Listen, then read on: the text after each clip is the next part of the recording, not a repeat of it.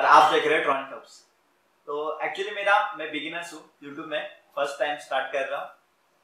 तो मुझे जो भी मैं 8 साल से इलेक्ट्रॉनिक्स में हूँ, 7-8 स्टैंडर्ड से मैंने स्टार्ट किया था। और तब से मैं डिश टीवी रिपेयर से लेके कंप्यूटर रिपेयर, मोबाइल रिपेयरिंग और एम्बेडेड में, तो मेरी ऐसी जर्नी थी, वेरी गुड जर्नी थी और उसमें बहुत सारा एक्सपीरियंस था, तो मैं आपके साथ शेयर कर रहा हूँ। आज तो मैं बेसिकली इलेक्ट्रॉनिक्स में जो एम्बेडेड आता है, जो ऑलमोस्ट बोला जाता है कि बिगल्स बोन बोला जाता है, कोई लोग बोलते हैं आर्डिनो, कोई 8051 AVRP। तो कंफ्यूजन है कि एक्चुअली होता क्या है, अलग अलग क्यों यूज किया जाता है, तो हम उसके बारे में टारगेट करेंगे। बेसिक वीडियो आपको बता दूंगा मैं कि कैसे हो रहा है। तो उसके पहले मैं बताता हूँ कि एम्बेडेड एक्चुअली है क्या। एम्बेडेड सिस्टम मतलब मैं एक वॉशिंग मशीन है, उसको मैं टाइमर कंट्रोल करना है, तो कोई भी टाइमर के लिए एक मैं बड़ा सा कंप्यूटर 40,000 के ले लूंगा और उसके बाद मैं वॉशिंग मशीन को कंट्रोल करूंगा पूरी, तो इज नॉट इज टोटली जो। तो मेरा कहने का मतलब यही है कि हम उसको कम से कम प्राइस में उसको डेडिकेटेडली यूज करना, मतलब हम डेडिकेटेड टारगेट के लिए, वॉशिंग मशीन हो, फ्रिज हो, जो भी हो, डिश वॉशर भी, डिश वॉशर से लेके जो भी कोई चीज रहती है वो डेडिकेटेड रहती है, मतलब उसके लिए 30-40 हज़ार का 40,000 इन्वेस्ट करके कंप्यूटर लेने की कोई जरूरत नहीं, उसके लिए हम यूज करते हैं एम्बेडेड। तो आज हम देखेंगे कि प्रोसेसर क्या है, कंट्रोलर क्या है, आर्डिनो जो हम टारगेट किया जाता है कि आर्डिनो आर्डिनो आर्डिनो, तो आर्डिनो में मेरे पास 3 बोर्ड अवेलेबल है, तो तीनों को मैं कंपेयर करके बताऊंगा क्यों वो सब में बेस्ट है। आप ऐसे नहीं बोल सकते हो कि arm is best and micro controller is not best, not, दोनों की जगह पे वो दोनों भी सेम है, उतनी ही दोनों में अच्छी क्वालिटी है जो एक दूसरे में नहीं है। मैं आपको बता देता हूँ क्या क्या बेस्ट क्वालिटी है दोनों, ठीक है। तो आज हम देखेंगे, प्रैक्टिकली देखेंगे तीनों का डिफरेंस, ठीक है। तो देखेंगे कि प्रोसेसर में डिफरेंस क्या होता है। एक्चुअली प्रोसेसर और माइक्रो कंट्रोलर में आपको बता रहा था थेरोटिकली कि प्रोसेसर इज प्रोसेसिंग कैपेसिटी उसमें ज़्यादा रहती है, माइक्रो कंट्रोलर में कंट्रोलिंग कैपेसिटी ज़्यादा रहती है। बट एक्चुअली कैसे होता है, प्रैक्टिकली तो देखना चाहिए ना हमें, तो वही हम देखेंगे आज कि प्रोसेसर और माइक्रो कंट्रोलर का थोड़ा सा डिफरेंस। प्रोसेसर में एक एडवांस चीज़ होती है, जो ग्राफिक रहता है उसका वो बहुत बेटर रहता है। तो इसमें फ्रेंडली हम इसमें प्रोसेसर है, सैमसंग का प्रोसेसर लगा चुके हैं, चिप है, एक रैम के लिए और एक प्रोसेसर है, ठीक है। तो यहाँ पे हम ग्राफिक्स देखेंगे इसका कि यहाँ पे हम क्लिक किया, इसमें QT लिनक्स है ऑलरेडी इंस्टॉल्ड इसमें। तो एप्लीकेशंस, तो यहाँ पे हम जाएंगे गेम्स, तो गेम्स में फ्रेंडली आर्म यहाँ पे आपको अच्छी तरह से दिख रहा होगा, गेम, यहाँ पे सेटिंग्स। तो इसमें जो ग्राफिक्स कैपेबिलिटी जो उसको हम बोल सकते हैं वो बहुत रास्पबेरी पाई, कुछ लोग तो इसके लिए पागल बोलते हैं, दीवाने हैं इसके लिए। तो ये रास्पबेरी पाई 3 है। तो इसमें बहुत सारा AB प्रोसेसर है, ब्रॉडकॉम का प्रोसेसर है। इसमें ये जो पोर्ट रहता है ना, अपना जो ओल्ड TV रहते हैं ना, जिसमें AV केबल आती है, जो येलो कलर की आती है, रेड कलर की आती है, जिसको हम ऑडियो वीडियो बोलते हैं, लेफ्ट राइट, और एक वीडियो के लिए एक रहता है लेफ्ट राइट ऑडियो, 2 पिन उसकी रहती है और एक वीडियो के लिए। तो इससे हम कनेक्ट कर सकते हैं। एक ऑक्स टू अपना TV के लिए केबल मिलता है, मुझे नाम नहीं याद है। तो ये HDMI के लिए, ये पावर मैनेजमेंट, इसमें 2 एम्पियर का 5 वोल्ट का एडाप्टर लग जाता है, ठीक है। तो आपको ये बाद में हम दिखा देंगे कि इसको कंपेयर कर इसके साथ हम कैसे प्रोग्राम करते हैं। बहुत सिंपल है, इसमें थोड़ा सा कमांड डाला तो चल जाता है, उसमें माइक्रो कंट्रोलर से ईजी है। तो एक प्रोसेसर है, ऑलमोस्ट मैं प्रोसेसर बोल रहा तो डिस्प्ले दिख रहा है। ओके, आपको पीछे साइड दिखा देता हूँ, इसमें भी लाइट लगेगी आपने देखने के लिए। तो यहाँ पे लिखा रहता है कि STM32 ARM प्रोसेसर है। एक सेकेंड, तो अच्छे से दिख रहा होगा, ठीक है। तो ARM प्रोसेसर लिखा है, पावर में चालू कर देता है उसका। तो ये देखो, ये चालू हो गया नेक्स्ट सेशन डिस्प्ले। और अभी के सबसे लेटेस्ट डिस्प्ले, इसमें इनबिल्ट प्रोसेसर है, जिसमें इनबिल्ट प्रोसेसर दिया हुआ है। और इसमें अपना जो क्लॉक जो रहता है ना, जिसको हम बोलते हैं रियल टाइम क्लॉक, RTC, तो इसमें RTC की बैटरी लग चुकी, CMOS की बैटरी लगा देते हैं। ये तो पूरा RTC सेक्शन है पूरा, इसमें मेमोरी कार्ड लगाए जाते हैं। तो फर्स्ट टाइम हम जो बंद करते हैं, फर्स्ट टाइम कोई भी प्रोग्राम इसमें डालते हैं तो विथ SD कार्ड डालना पड़ता है। तो ये डिस्प्ले बहुत एडवांस है। तो मैं आपको इसके बारे में भी बता दूंगा कि कैसे डिस्प्ले में वर्क होता है। तो बाद के जो नेक्स्ट वीडियो आएंगे तो उसमें हम इसको टारगेट नेक्स्ट सेशन के डिस्प्ले है। तो ये बहुत अच्छे है और प्राइस में भी बहुत अच्छा है, मतलब ज़्यादा कॉस्ट नहीं है। मैं आपको बता देता हूँ कि इसमें जो नॉर्मल जो डिस्प्ले आते हैं, माइक्रो कंट्रोलर में हम डिस्प्ले लगाते हैं, तो उसकी क्लैरिटी में, उसके ग्राफिक यूजर इंटरफेस में हम कंपेयर करेंगे, ठीक है। तो इसको पहले कंपेयर कर लेता हूँ, इसको एक बार मैं स्लाइड कर लेता हूँ, ठीक है, परफेक्ट स्लाइड। इसमें पासवर्ड नीचे लिखा है 255, ओके, 255, ठीक है। तो उसको ओपन हो गया। अभी मैं न्यू पासवर्ड डाल देता हूँ, मेरा पासवर्ड मैं डाल देता हूँ 1 2 3 4 और सेव कर लेता हूँ, ठीक है। New password is saved, new password is saved, okay. यहाँ पे न्यू पासवर्ड 1 2 3 4। तो इसका जो ग्राफिक्स मतलब ये इनबिल्ट ही आ चुका है उसमें प्रोग्राम है डेमो के लिए, तो मैं आपको वही दिखा रहा हूँ। मैंने जो प्रोग्राम किया वो अभी तक नहीं दिखा पा रहा, तो वो बाद के वीडियो में मैं आपको अच्छी तरह से बताऊँगी कि कैसे करते हैं, ठीक है। तो बाकी का तो आपको समझ में आ रहा है कैसे कर रहे हैं हम, कैसे, ठीक है। तो हम देखेंगे अभी माइक्रो कंट्रोलर कैसे काम करते हैं। हम देखेंगे कि ये तीनों डिस्प्ले मैंने रखा है यहाँ पे, तीनों डिस्प्लेज है। तो ये दोनों भी ब्लैक एंड वाइट में आ जाते हैं। 16:2 का है, 16:2 16:2 को बोलते हैं उसको। 16:2 मतलब इसमें अल्फा न्यूमेरिक डिस्प्ले है। ये 120x64 का है। इसमें हम ग्राफिकली देख सकते हैं बट ब्लैक एंड वाइट में देख सकते हैं।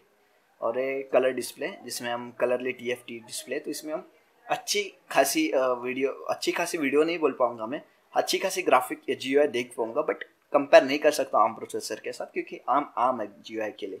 तो उसमें डेडिकेटेड प्रोसेसर रहता है, उसकी प्रोसेसिंग स्पीड बहुत ज़्यादा रहती है, उसके क्लॉक स्पीड बहुत ज़्यादा रहते हैं।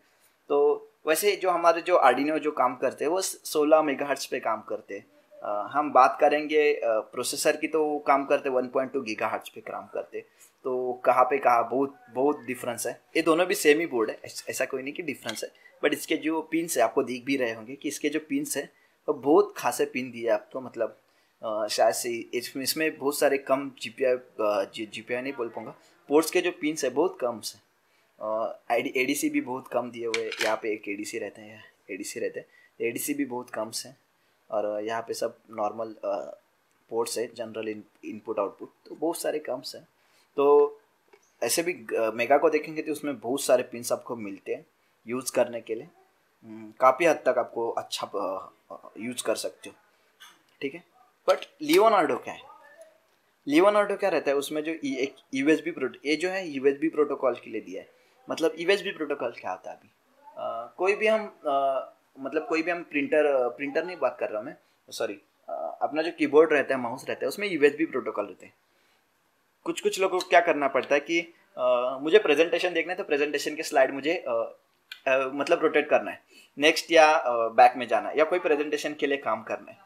तो मैं बेसिकली एक लियोनार्डो बोर्ड को मैं प्रोग्रामिंग कर दूंगा USB प्रोटोकॉल का, और नेक्स्ट और बैक बटन का प्रोग्रामिंग करके उसको एज ए RS रिमोट से मैंने चला दूंगा। मतलब USB प्रोटोकॉल की मैं बात कर रहा हूँ।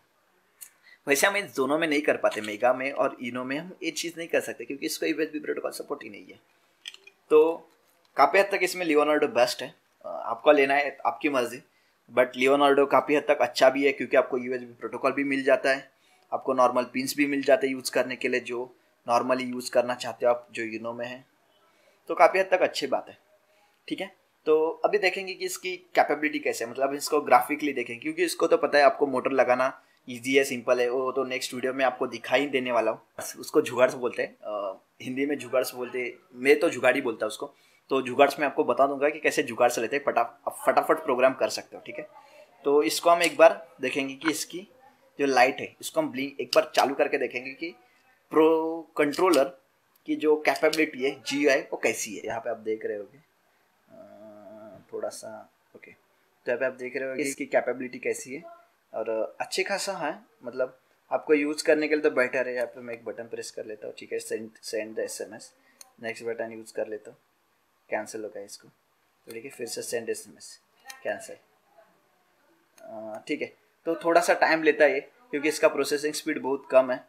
और तो ऐसे डिस्प्ले दिखते हैं, मतलब इतना भी GUI को ग्राफिक्स नहीं दिखेगा, जो कंपेयरली इस बोर्ड में जो आ रहा था, आपने इस बोर्ड में जो देखा था, जो ग्राफिक यूज़र था, इसमें नहीं दिखेगा।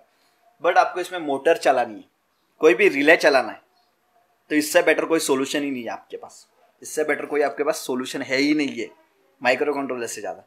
तो दोनों भी हद तक आपको समझ में आ चुका होगा कि माइक्रो कंट्रोलर क्या है, माइक्रो प्रोसेसर क्या है, दोनों में कैसे डिफरेंस हो रहा है, कैपेबिलिटी कौन सी अच्छी है। आपको जो पर्पज़ है आपको प्रोजेक्ट के लिए वो यूज़ कीजिए आपके हिसाब से। आपको USB प्रोटोकॉल चाहिए, यूज़ की लीजिए। आपको USB नहीं करना है, नॉर्मल करना है, सिर्फ 8051 बेस पे। 8051 भी आप नॉर्मली ले सकते हो, बट एक क्यों बेस्ट है आर्डिनो, क्योंकि इसमें इनबिल्ट, मतलब यहाँ पे USB टू सीरियल कन्वर्टर है। तो ये जो कन्वर्टर रहता है वो क्या करता है, डायरेक्टली बंद कर देता है। इसमें ऑलरेडी बूट लोडर रहता है, बूट लोडर मीन्स एक छोटा सा प्रोग्राम रहता है, ऑलरेडी इसको हमने बंद किया हुआ रहता है कंपनी में। तो इसमें डायरेक्टली आप USB से डायरेक्टली प्रोग्राम कर सकते हो। बट आप बात कर रहे हो 8051 AVR की, ये भी AVR फैमिली का है। आर्डिनो जो भी आता है AVR फैमिली से ही आता है, क्योंकि यहाँ पे लिखा भी रहेगा एटमेगा करके, एटमेगा AVR फैमिली में आ जाता है, ठीक है। तो दोस्तों यहाँ पे 805 की बात करेंगे या पिक की बात करेंगे। AVR नॉर्मल जो हम बूट लोडर तो अभी उन्होंने कंपनी डाला रहता है, बट सॉफ्टवेयर से सीरियली बंद भी हो जाता है, यूज़ भी फटाक से हम कर पाते हैं। उसके कंपेयर में 805 के कंपेयर में आपको 805 के लिए मैं आपको बोर्ड दिखा देता हूँ कि बंद कैसे करते हैं। एक सेकंड, ये जो दिख रहे ये या इसके, तो ये बर्नर्स है, प्रॉपरली ये बर्नर्स है और बहुत सारे बर्नर्स है, और भी अलग अलग टाइप के बहुत सारे बर्नर्स आते हैं। तो ये सारे बर्नर्स आपको यूज़ करने पड़ेंगे, बट आप बेसिक लेवल पे काम कर रहे हो तो इसकी कोई ज़रूरत नहीं है। आप सिंपली है कि आप उससे अच्छी बात है कि आप आर्डिनो यूज़ कर लो और बंद कर लो USB टू सीरियली, ठीक है। इन्वेस्टमेंट भी 0 है और आप फटाक से कर भी पा रहे हो, ठीक है। ऑलरेडी इसमें PCB इचिंग तो किया रहता है, सब कुछ किया रहता है। आपको मैं PCB इचिंग पे भी वीडियो बना के दिखा दूंगा कि PCB इचिंग कैसे करते हैं। जाते जाते समय एक लास्ट क्वेश्चन है, मुझे पता है बैटरी लो है मेरी कैमरा की, तो एक लास्ट क्वेश्चन है। ये जो कैमरा है, एक कैमरा है, वेब कैम है, ठीक है, और ये मेरे पास एक सोलेनॉइड है और एक मोटर है। तो इसके लिए प्रोसेसर बेस्ट रहेगा माइक्रो कंट्रोलर, मुझे आप बता दीजिए कमेंट बॉक्स में नीचे।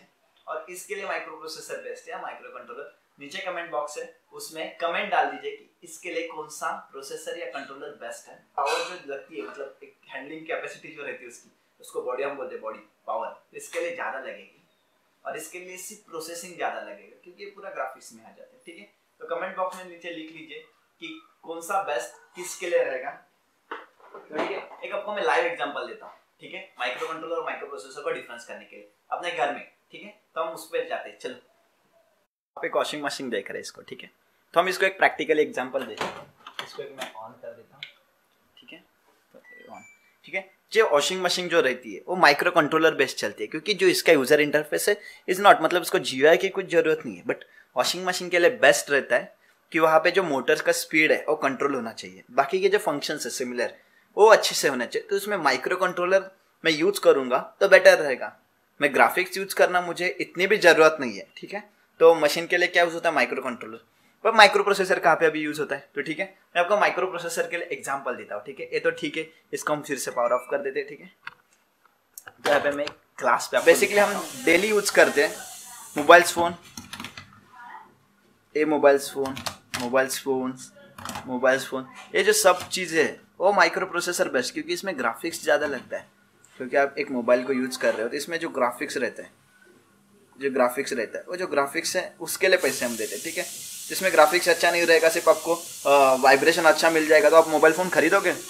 कोई नहीं खरीदेगा, मैं भी नहीं खुद खरीदूंगा। तो ये जो मोबाइल्स फ़ोन है तो इसमें ग्राफिक्स ज़्यादा रहता है, ठीक है।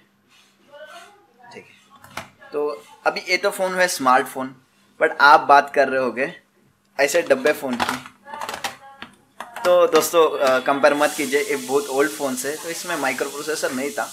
उस टाइम की टेक्नोलॉजी अलग थी, आज की टेक्नोलॉजी अलग है। प्रोसेसर क्या है और माइक्रो कंट्रोलर क्या है, तो दोस्तों इसके बाद के जो भी वीडियो रहेंगे वो हम प्रैक्टिकली करेंगे। प्रैक्टिकली मीन्स हम उसको प्रोग्राम करके करेंगे, ठीक है। तो थैंक यू दोस्तों।